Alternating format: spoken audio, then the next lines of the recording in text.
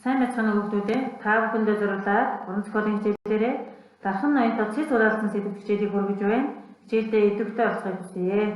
Энэ удаагийн хичээл маань хошин шог үлгэр авах учраас илүү их сонирхолтой байх үзье. Хичээлийн эхлэл хэсэгт үлгэрийн тоог жагуулгыг оруулж өгдөө та бүхэн их зохиолоор нь олж уншаарай. Дараагийн хэсэгт үгийн тайлбарыг тайлбарын хамт оруулж өгсөн учраас тэмдэглэж аваад цээжлэн тогтоох юм шүү.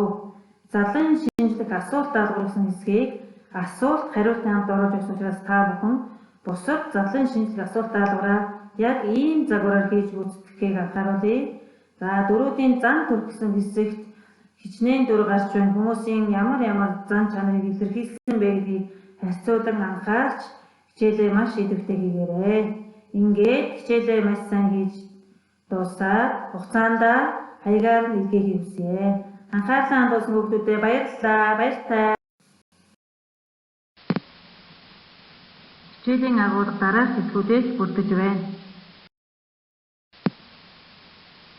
Хошин шог үлгэр дэлтэй, ухаантай, газраар явж хад удсан бадарчингуудад тохиолдсон үнэн, худал явдлаас санаавч бадарчны үлгэрүүд зохиогддог. Үүнийг хошин шог үлгэр гэж нэрлэдэг.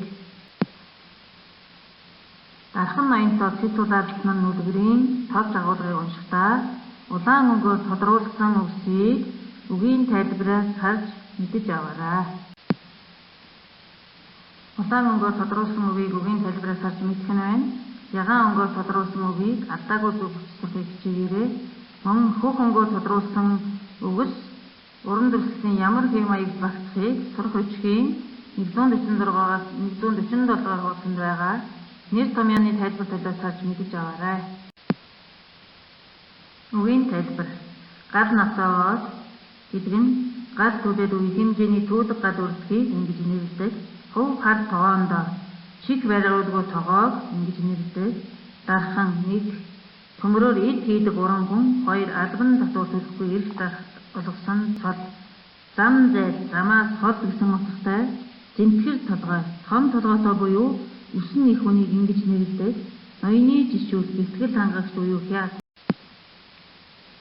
Дөрүүдийн зан төрх баадай дархан ноёны жишүүл гэсэн дөрүүд гарч байна.